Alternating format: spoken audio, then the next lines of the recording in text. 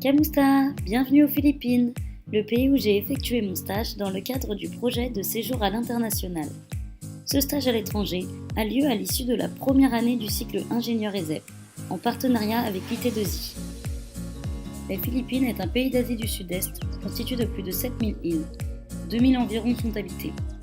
Le pays, un des plus peuplés au monde, compte plus de 100 millions d'habitants, dont plus de 13 millions se trouvent dans la mégalopole Metro Manila, la capitale du pays. Good Shepherd, le couvent où j'ai effectué mon stage, se trouve à Baguio. C'est une ville de plus de 400 000 habitants, située dans les montagnes à près de 1500 mètres de hauteur, au nord de l'île de Luçon, la plus vaste et la plus peuplée des Philippines.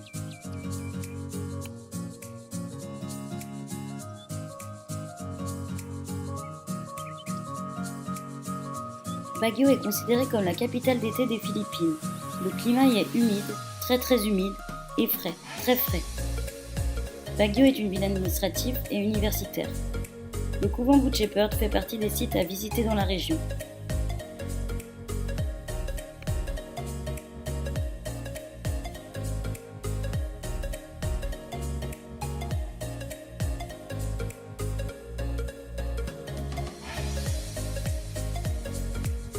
Je souhaitais faire mon stage en Asie, dans une association ou une entreprise à dominante sociale. J'ai obtenu celui-ci par l'intermédiaire de ma grande-tante, religieuse dans la congrégation du Bon Pasteur. Elle m'a partagé les coordonnées de la sœur Guada, le rayon de soleil de Baguio, qui a répondu positivement à ma demande.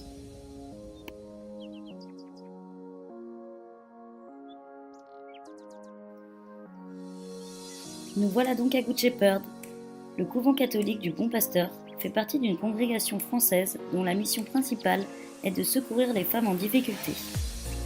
La mission cherche à aider les familles pauvres de la région et à favoriser l'accès des filles aux études.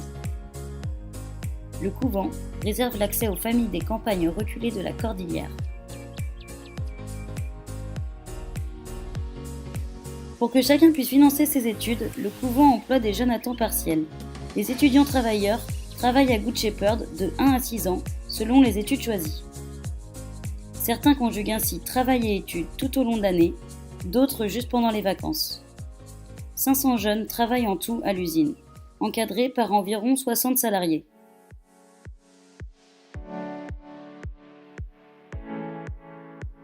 Au fil des années, plusieurs bâtiments ont été construits. L'usine sur plusieurs niveaux, une cantine, pour les étudiants et les salariés, un atelier pour la fabrication du pain et autres articles de boulangerie, un bâtiment dédié à la pâtisserie, cookies et langue de chat, et enfin un café-boutique pour les clients.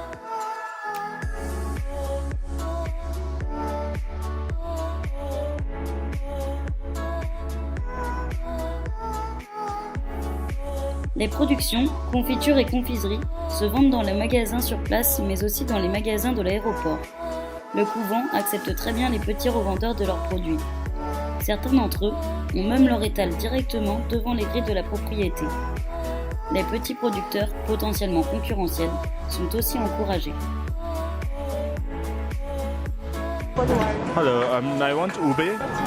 Ces produits sont très prisés. La confiture de ube Good Shepherd est connue dans toutes les Philippines. Les nougatines et les confitures de fraises font aussi partie des meilleures ventes.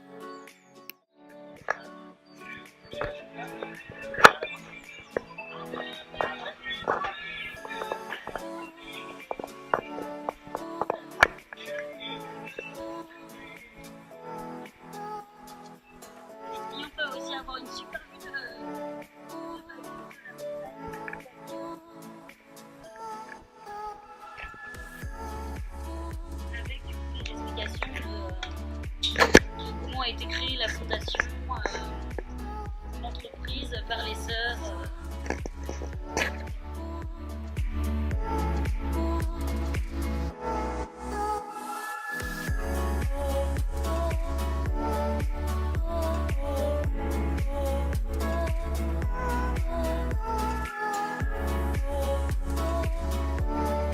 L'ensemble a l'allure d'un village arboré, entretenu avec soin.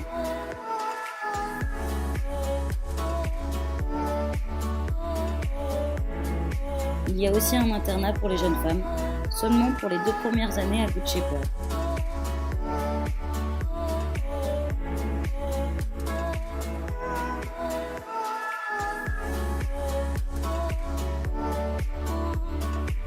Les matières premières sont issues du commerce équitable. Le couvent signe des contrats avec des petits producteurs locaux, les encourageant à produire en bio. La qualité des produits fait l'objet d'une très grande exigence. Un prix correct est aussi garanti. Une grande attention est accordée à la gestion des déchets, triés et compostés. La journée à l'usine est rythmée par des temps de prière, des ateliers de chant, etc.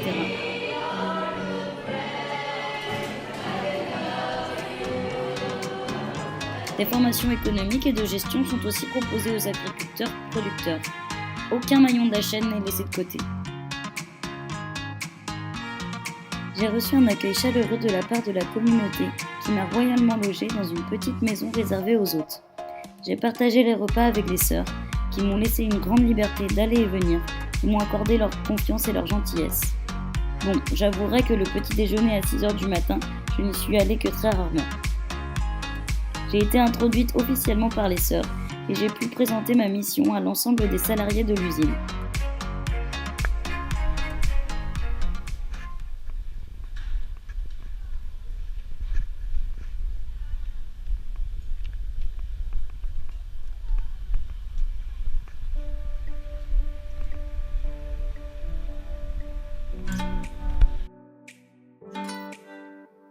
Nous rentrons maintenant au cœur de la production.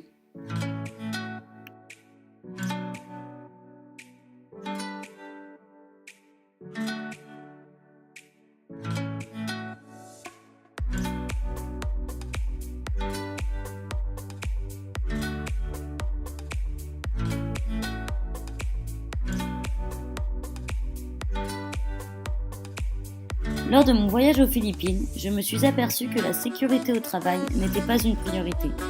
Nous pouvons le constater sur certains chantiers où des hommes font de la soudure en tongs ou sans protection, ou encore réparant des fils électriques en hauteur, sans harnais, à flanc de falaise. L'acceptabilité entre les Philippines et la France sont totalement différentes.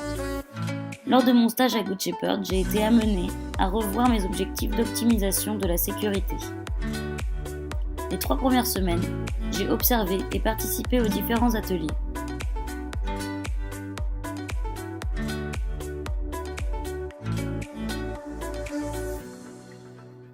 J'ai ensuite listé les problèmes rencontrés en termes d'organisation et de sécurité, pour en ressortir des pistes d'amélioration. J'ai donc organisé une grande réunion avec les équipes pour présenter mon analyse.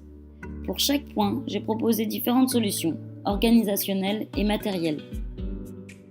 La première étape dans la réalisation de ma mission fut la sensibilisation à la sécurité. D'abord des sœurs, puis des cadres de l'entreprise et enfin des étudiants travailleurs. En effet, plusieurs tâches que les employés effectuaient au quotidien me paraissaient très dangereuses. Eux ne le ressentaient pas du tout comme ça. Un manque de sécurité qui serait flagrant en France ne l'est pas forcément aux Philippines.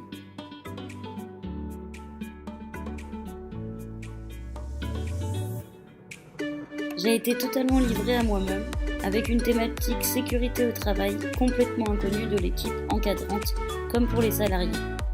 Je me suis alors demandé par où commencer. Il a fallu que je priorise mon travail. Je me suis concentrée sur l'évaluation des risques professionnels. J'ai réalisé le document unique pour les 3 étages principaux. J'ai commencé par la section cacahuètes, sur laquelle le travail était le plus important. J'ai eu beaucoup d'échanges avec les étudiants et me suis essayée à de nombreux postes afin de mieux comprendre les risques et d'avoir l'évaluation la plus juste possible. À la suite de ce travail, nous nous sommes réunis avec les managers et les superviseurs de chaque section pour finaliser ensemble le document unique et élaborer un plan d'action. La mise en place d'actions immédiates était compliquée, étant donné une réactivité assez lente et le manque de sensibilisation des employés. J'ai néanmoins réussi à mettre en place quelques solutions. Chariot-caisse, épluche-pomme, etc. De plus, certains managers sont maintenant en capacité de pouvoir continuer et alimenter le document unique, ce qui est un point très positif pour la suite.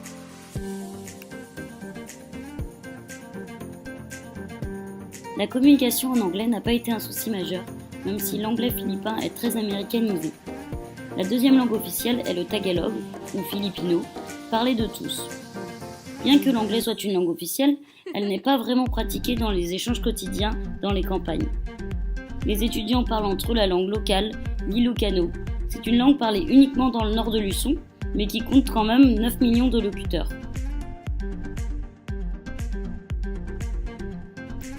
Certains employés ont fait des efforts pour parler avec moi en anglais.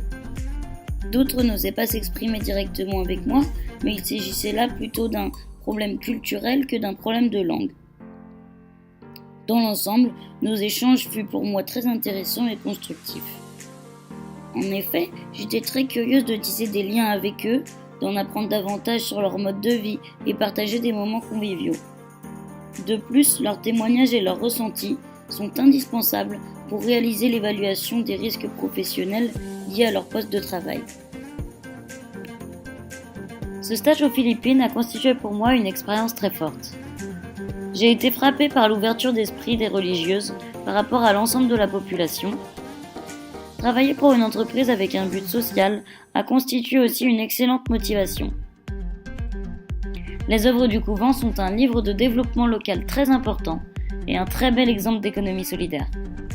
Je repars donc ravie d'avoir pu contribuer à l'amélioration des conditions de travail pour tous ces étudiants.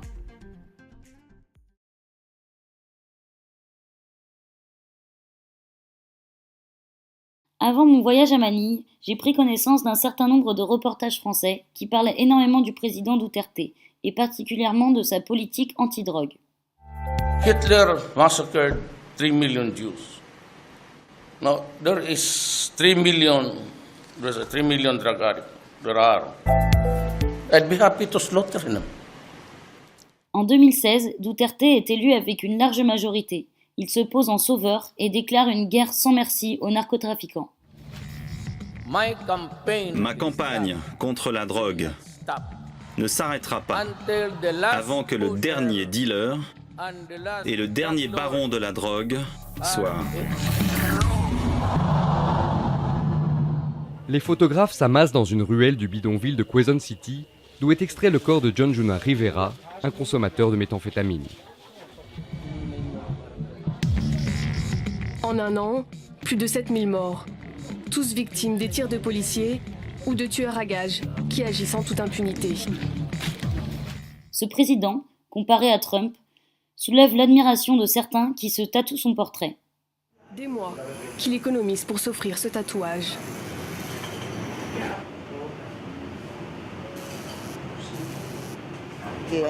C'est mon idole, parce qu'il a débarrassé Davao de la drogue et de la criminalité d'une manière exemplaire. Les criminels, les toxicomanes, ils sont tous partis.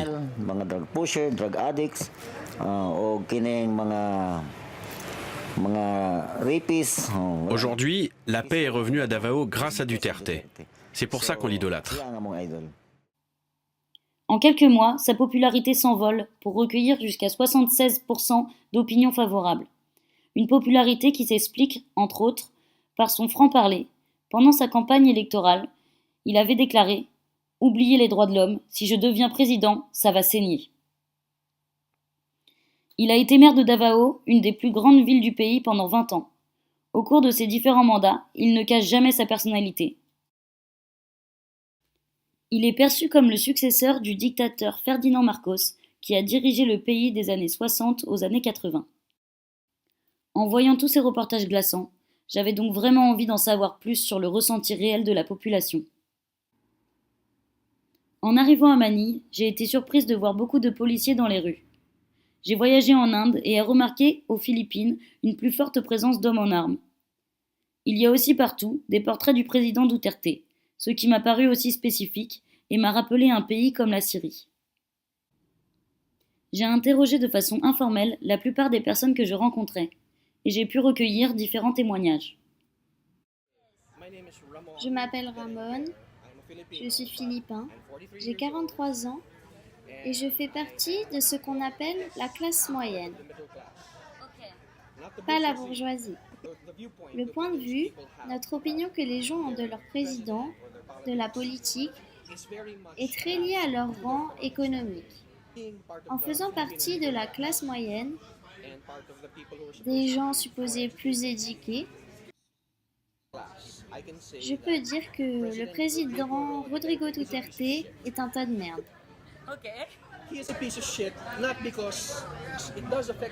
Il ne m'affecte pas personnellement, mais la façon dont il gouverne, il n'a aucun professionnalisme. Il est ce qu'on appelle un politique traditionnel. C'est quelqu'un qui opère juste pour s'enrichir, sa famille, son clan, ses amis. Il aime dire aux gens que c'est un socialiste, communiste. Ça ne sont que des mensonges. Beaucoup de ses amis sont riches et ont des entreprises. Can you tell that it's a dictator? Oui, c'est définitivement un dictateur. C'est une forme de dictature très douce, diluée. Il faut comprendre que ce mec est fou. Il dit ouvertement qu'il idéalise Marcos, qui était un dictateur pour au moins 21 mois. Can you tell me about the war of drugs? Oh, sa guerre de la drogue, ce sont des conneries. C'est juste pour le spectacle. But so what? So he can kill people like that? Pour montrer qu'il est très sérieux, que nous allons devenir un pays de drogués, rien de tout ça n'est vrai. Nous ne sommes pas un pays de drogués, nous avons des problèmes de drogue comme dans de nombreux pays dans le monde, ça oui. Le vrai problème aux Philippines, c'est que ça n'a pas changé. Il y a toujours eu de la corruption, l'oligarchie. Le fond du problème, c'est la pauvreté, qui est menée par la corruption. Pour être honnête, j'étais pour Duterte au début. J'allais voter pour cet homme.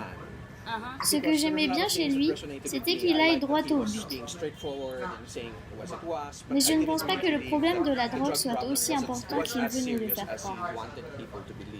Au dernier meeting, quand j'ai vu qu'il parlait de Marcos comme un héros, ce sont des conneries.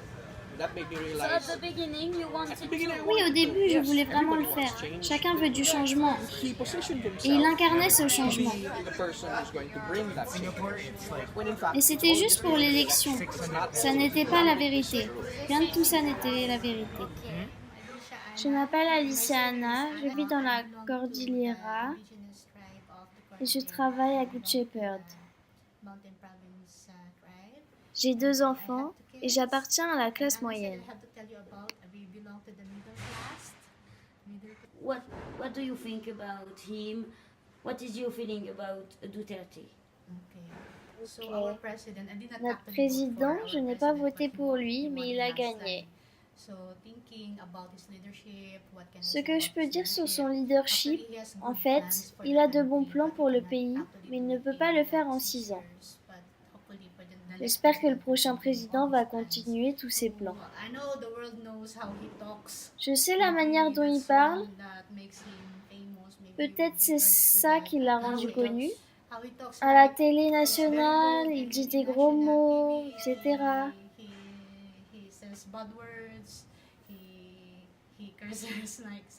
He's kind of Trump or not? Oui, la même chose que Trump. Mais en fait, je pense qu'il a un bon cœur durant ces 2 années de pouvoir.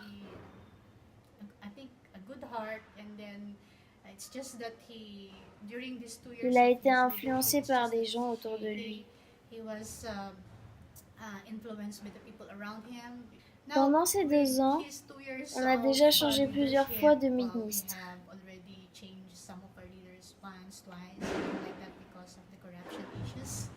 Like he's famous around the world because he's leader of war on drugs. What do you think about? Oui, la guerre de la drogue, c'est très controversé ici aux Philippines. Dans la façon dont il fait la guerre à la drogue. Si tu regardes la télé, tu vois tous les gens qui sont morts. Ici, on dit Nanlaban, ce qui veut dire de leur faute. Car c'est eux qui ont commencé à tirer. Et c'est pour ça que les policiers ont eu à tirer à leur retour. Et puis les morts ont augmenté depuis les dernières années. Je ne sais pas ce qu'ils devraient faire, mais ils devraient penser à une autre façon de faire. Car ils disent que c'est contre les droits humains. Les autres gens, la Commission des droits de l'homme, ils se battent beaucoup pour les gens qui meurent lors des opérations de police. As-tu vu la télé?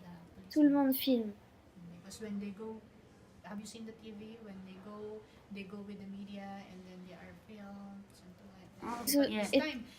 Duterte est aussi controversé à cause des taxes. Le prix de tous les produits de base ont augmenté, comme le sucre, les choses que l'on utilise au quotidien dans les provinces. L'idée est de réduire les taxes sur le salaire minimum. L'idée est bonne, mais d'avoir transféré cette taxe sur les produits de base pénalise fortement les très pauvres. Maintenant, les très pauvres doivent payer des taxes, mais ils ne peuvent pas.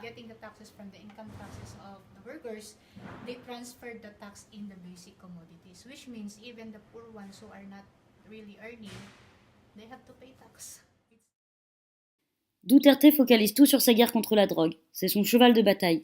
Mais en réalité, il fait bien d'autres choses. Instaurer un pouvoir autoritaire et anti-pauvre, et qui favorise beaucoup les riches. D'autres défis doivent pourtant être relevés au risque d'entraîner de graves conséquences. Les catastrophes climatiques se succèdent, les typhons entraînent de graves dégâts. Pendant mon séjour aux Philippines, les inondations ont désorganisé le pays. Que fait Duterte pour anticiper et gérer ces problèmes? Il y a aussi la question des minorités musulmanes présentes sur 10% du territoire et qui réclament davantage d'autonomie avec la menace de la radicalisation. J'ai constaté qu'il reste populaire, mais je ne pense pas du tout qu'il soit vraiment capable de relever les défis qui s'opposent aux Philippines aujourd'hui. Sa personnalité est bien trop cruelle et radicale à mon goût pour diriger un pays en voie de développement comme les Philippines.